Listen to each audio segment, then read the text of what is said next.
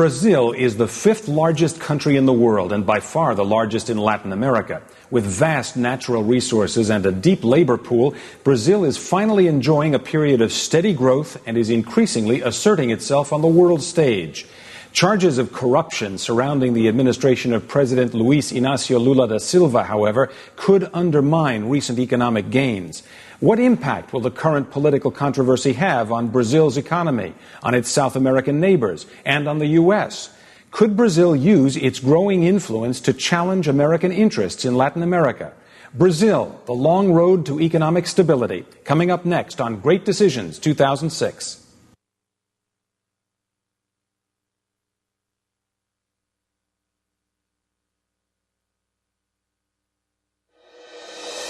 Join us as Great Decisions Television celebrates 20 years of inspiring Americans to learn more about the world. Great Decisions is produced by the Foreign Policy Association. Funding for Great Decisions is provided by the Star Foundation, the Morse Family Foundation, the William and Karen Tell Foundation, and U.S. Trust. And now from our studio at New York University, here is Ralph Begleiter. Brazil is without question the dominant player in Latin America. Its GDP outweighs that of any other country in the region, and it produces one-half the region's products and services. It's the world's largest producer of sugarcane, coffee, and tropical fruits, and in 2004 was also the world's largest exporter of beef, overtaking both the U.S. and Australia. In 2004, Brazil's economy grew a solid 5%, its biggest jump in a dozen years. It also saw booming exports, decreasing unemployment, and inflation under control, while registering its first decline in government debt. Despite these signs of progress, however, Brazil's dependence on foreign loans, investments, and grants remains extremely high. In August 2002, the IMF provided Brazil with record-breaking aid worth $41 billion over 3 years, intended to preempt an economic crisis that would have sent shockwaves through the global economy. Shortly after the loan agreement was signed, Brazilians elected Luiz Inácio Lula da Silva, a former union leader, as the country's first working-class president. So far, Lula has taken an unexpectedly conservative fiscal path, resisting populist tendencies many had anticipated and guiding Brazil toward economic viability. Signs of political controversy, however, appeared last summer when allegations of corruption engulfed Lula's government, damaged his credibility, and threatened Brazil's financial stability. Lula's administration does not always agree with U.S. interests in the region, as evidenced by his opposition to the Central American Free Trade Agreement, known as CAFTA, and disagreements in the current round of World Trade Organization talks. As Brazil's economy strengthens, it has sought a greater role on the world stage, actively campaigning for a United Nations Security Council seat and spearheading the so-called G20, an organization of finance ministers who represent the common goals of developing countries. Is Brazil positioning itself to counter U.S. influence in Latin America? How would a slump in Brazil affect global economies, including the U.S.? Will the current political scandal undermine economic gains made in past years? Joining us to discuss these issues are Albert Fischlow, Professor of International Affairs and Director of the Center for Brazilian Studies at Columbia University in New York, and Mauricio Font, Director of the Bildner Center for Western Hemisphere Studies at the City University of New York. Welcome to both of you for Great Decisions 2006. Let me ask you this. Is Brazil really a strategic interest to the United States? What role does it play vis-a-vis the United States? Mauricio? It is a major country. It is at a crossroads in its history. As you pointed out, it has natural resources, lots of large population, 180 million individuals. And you left out in your introduction, perhaps, and it should be brought out, is the largest soy producer certainly in this part of the world, and one of the largest in the world. And is now Chinese are courting Brazil to develop relationships as a supplier of foods, including soy. So it is a major country that has and therefore we ought to be concerned. It is a major interlocutor in terms of U.S.-Latin America relations. is a left government, a populist government, as some people would prefer to call it, which has nevertheless built on a fairly moderate path of reform inaugurated by the previous government. So it's a very interesting government, very large, lots of resources, lots of reasons for the U.S. to be concerned, and indeed, it is great that we're doing this show. Albert, is it a strategic interest to the United States? I believe so. It's a strategic interest in part because Brazil is trying desperately in the 21st century to make it stand. Brazil is a fifth largest country, as you point out, in terms of population. But in terms of the economy, it has not kept up. Its income per capita is down at a relatively low level, somewhere in the order of $4,000, $4,500 per head. And it has a way to go. And very clearly, Lula's election is an indication that the people want something to happen and want the terrible income distribution in the country to get better. Would you characterize it as a weak country or a weak large country or a strong large country? I think it's more along the line of a country that is potentially strong, always has been viewed as a strong country, but has never quite made it. Mauricio, I'm intrigued by your comment about China's interest in Brazil. Is that something the U.S. should be worried about? Absolutely. I mean, China is tried last year. There was a high-level visit to Brazil. The Prime Minister of China visited Lula, and Lula visited a high-level delegation from Brazil visited China, and they negotiated, they discussed various forms of collaboration, investments by China in terms of infrastructure, in terms of a railroad that is going to be built, a very large project in infrastructure, which is very important to Brazil, from the northern part of the country to south to export soy and minerals and other commodities to China, which is modernizing, is growing, is expanding, and needs to import those commodities and primary goods. So the relationship is strong. Recently, they have had some difficulties, but I think there is a potential there, and both governments are working on it. Right now, there's a high-level Brazilian delegation in China, and indeed, we ought to be concerned of what's happening in terms of that relationship. One of the important realities is that China wants to take advantage of Brazil's natural resources.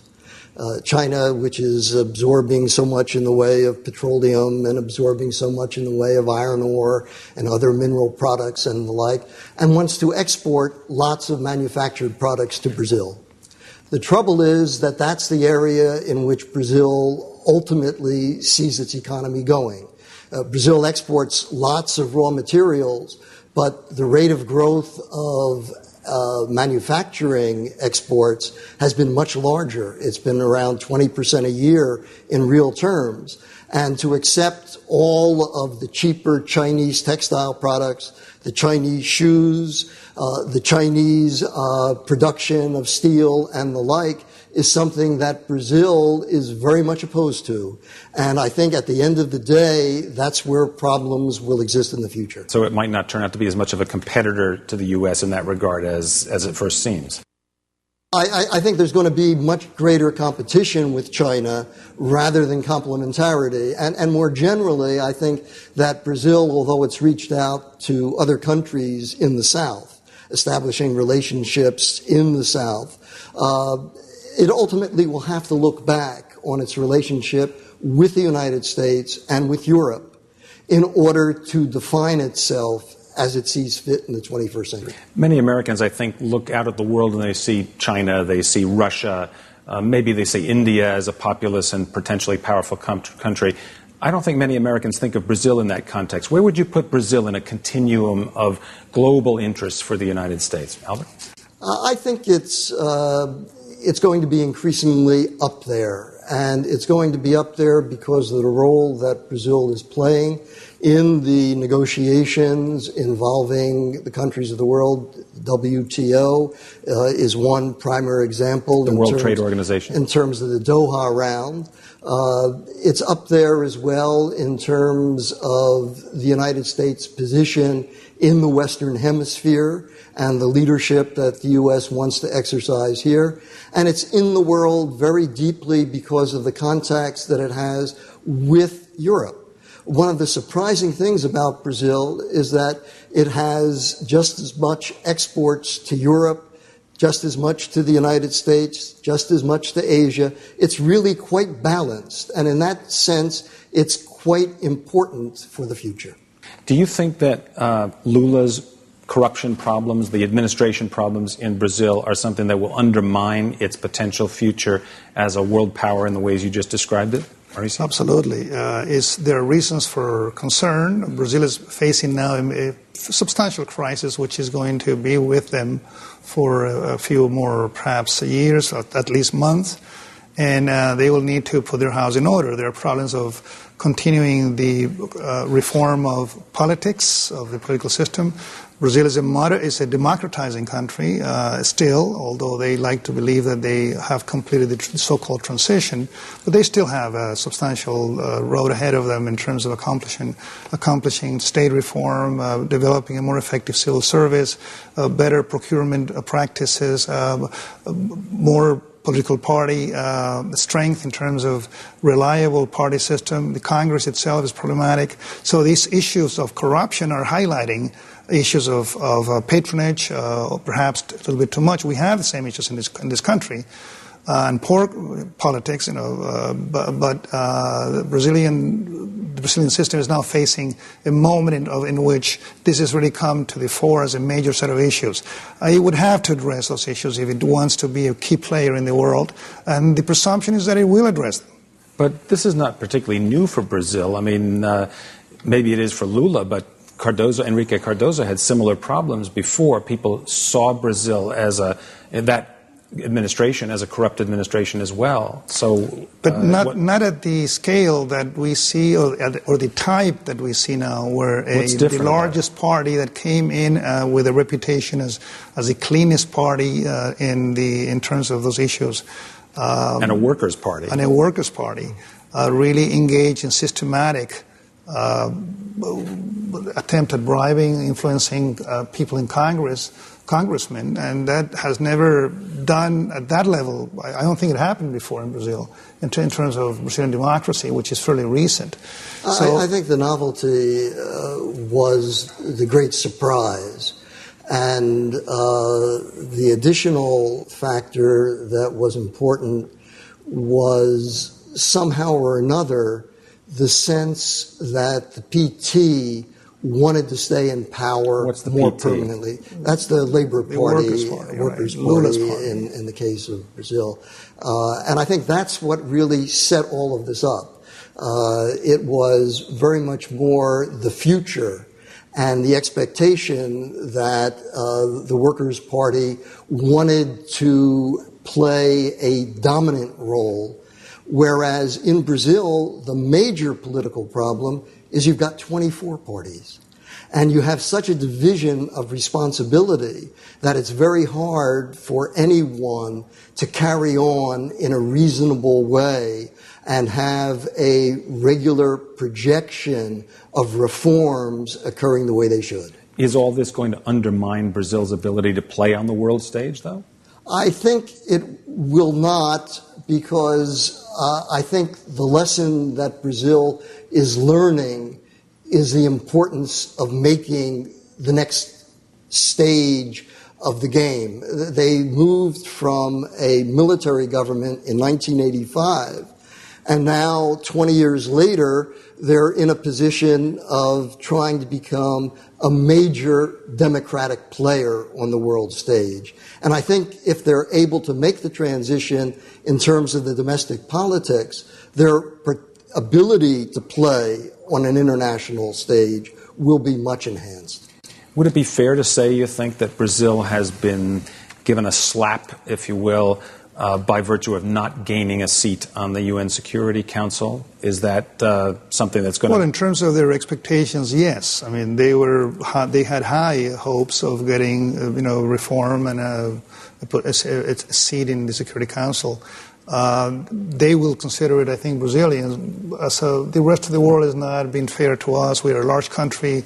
We are playing by the rules, so to speak, more or less, and we ought to be playing a larger role. And they're not happy with it. And they'll have to simulate the frustration of not having that reform go their way. Do you think they should have had both a permanent seat and a veto on the Security Council? I think they deserve a higher role position in the UN, and together with a few other nations. The UN is definitely needs a reform process, a major one, and Brazil ought to be part of it. Whether it should have veto power, just like the current players, I'm not so sure. I think that actually, prior to the meeting in September, when that decision was taken to delay, Brazil had agreed with India as well as with Germany and Japan to forego veto status and simply wish to become a member on a permanent basis of the Security Council. I believe that's going to happen. It may not happen now, it may not happen in the next 5 years, but eventually Brazil will play a larger role internationally. But I think, Ralph, that we ought to, as a matter of national interest, we ought to try to work with Brazil to help them play a constructive role in world affairs in the hemisphere. Brazil has a huge landmass. I mean, it's comparable to the U.S. It potentially could destabilize a country economically, politically, could be a source of tremendous problems to us in terms of migration, in terms of drug trade, in terms of guerrilla activities, and a host of other related factors. So I think it is in our best interest to work with them at the UN, elsewhere, in other fora in the hemisphere, bilateral relations, to try to get them to play this constructive role, which they are really dying to play. And I agree with Al that maybe they are ready to accept a lesser role, but they still want a better, larger role than they played in the past. Oh, no, clearly they want a larger role, and they will eventually, I'm sure, get that larger role. The real issue, in part, is whether they're trying to get it the right way. In the recent years, they've tended to emphasize relationship of other developing countries, establishing closer ties with South Africa, with many of the other African countries, with India, with China, and somehow neglecting the relationship they had initially with Europe and the United States. This is a theme that varies in a continuing way in terms of Brazilian international relations. But they may be overdoing it, and they may be losing out a little bit by establishing more independence from the United States than is probably desirable in terms of world relationships. Both of you have characterized Brazil's position as being sort of focusing elsewhere and neglecting the relationship with the U.S., but some people would argue that Brazil's actually taken an active role against positions the U.S. favors, such as the Central American Free Trade Association. Brazil is a ringleader, if you will, in South America to try to prevent that from happening and to try to organize a counterweight institution. So it's not so much just a matter of neglecting. They're taking active roles against U.S. policy.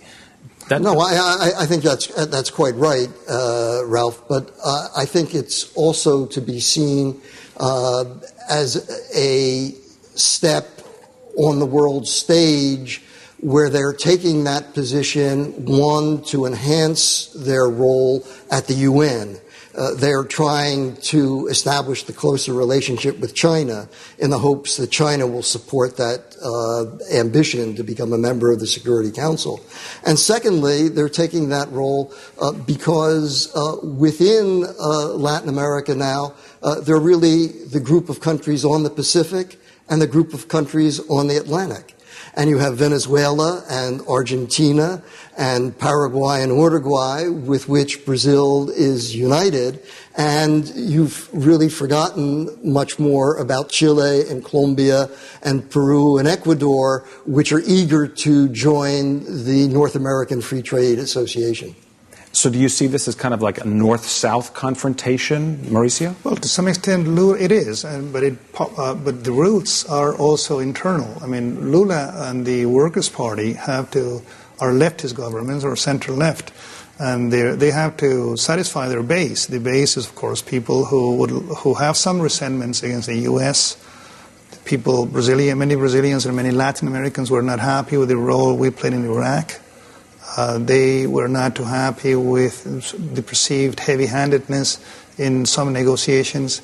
And in any case, there's a broad sense of, if not distrust, some engaging the U.S. on an equal basis. So Lula and the PT has to satisfy that. So I think they're reaching out to the South is part of an effort to also channel those local kind of impulses, if you will, of political interests in terms of international politics and international alignment. So that explains what they do with Chavez, what they do with Cuba, and so on and so forth. So yes, it's partly a north-south issue, but I think we ought to not to neglect the internal aspects of this thing. And they, again, displace in terms of the U.S. interests. We need to be able to address the large number of Latin Americans and people in the third world, emerging societies, who are skeptical, critical, somewhat looking at us with a sense of suspicion, or at least not knowing where we are heading in the world scene, and then trying to say, hey, at this moment in history, we want to have our own local and regional base. I think that's so the local dynamics play with the regional to explain the north-south cleavage there. You mentioned Brazil's reluctance to participate with the United States in the invasion and occupation of Iraq. Was that a decision based on what was going on in Iraq and what was going on in that region, or do you think it was more focused on how are we going to approach the United States, or how are we going to deal with the U.S. position? Well, again, there were many people in Brazil who did not like the idea of the war in Iraq, many of the base that supported Lula. I think most Brazilians were not happy with the role that we played in Iraq, and it would have been very costly for Lula to be on our side. You agree with that, Albert?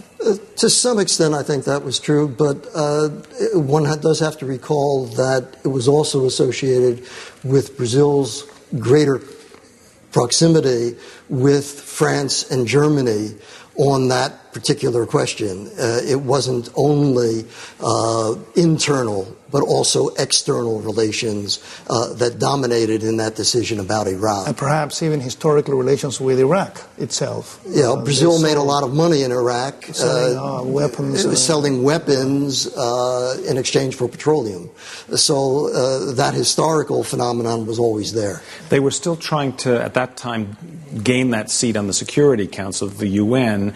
So they didn't participate in the Iraq operation, but seemed quite eager, actually, to jump in when Haiti was having its crisis, and Brazil actually took the lead there. Was that part of the campaign to get a UN seat? Oh, well, very clearly so. It was designed to show that Brazil had a capability and a responsibility and could, in fact, carry out exercises that were under UN auspices. Remember that the position in Haiti was not related to the United States, it was related to the UN.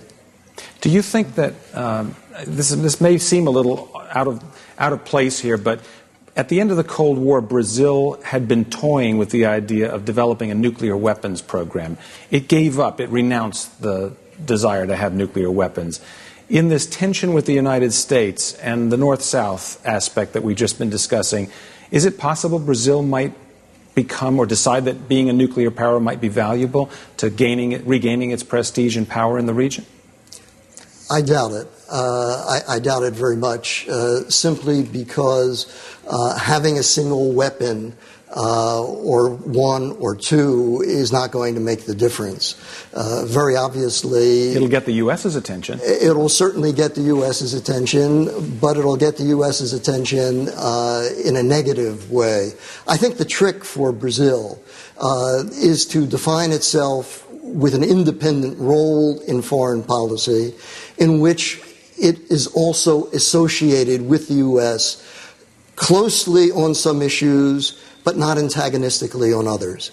And I think that's a trick that is not easy to accomplish, especially not easy to accomplish when Brazil is trying very hard to go from the Cancun group, the group of 20, the countries that feel that they have to have a relationship that is more favorable in agricultural exports, and in which they are seeking to accomplish that at the next meeting that's going to occur of the WTO. Mauricio, last word. Is Brazil, do you think, going to find a way to work economically on trade issues, particularly with the United States, and avoid that confrontation on that aspect? I agree entirely with Al, and I think that Brazil is balancing the two sides, and it will, in the end, do just what you just said. Brazil is in Brazil's interest and to work with the U.S. And I think we ought to give them the space. I'll be my plea that to be able to play a role, given the constraints they have. I think they want to work with us, and we want to work with them. We have a lot in common in terms of interest in the region, and I think in that context, we ought to be able to use our competent diplomacy to make progress in the years to come. Mauricio Font of City University of New York and Albert Fishlow of Columbia University, thanks for being with us on Great Decisions. And thank you as well for joining us on Great Decisions 2006. To learn more about topics discussed on Great Decisions, visit our website at www.greatdecisions.org. To order a copy of the Great Decisions Briefing Book, a DVD set of this series, or to join a Great Decisions discussion group in your area, contact the Foreign Policy Association. Funding for Great Decisions is provided by the Starr Foundation, the Morse Family Foundation, the William and Karen Tell Foundation, and U.S. Trust.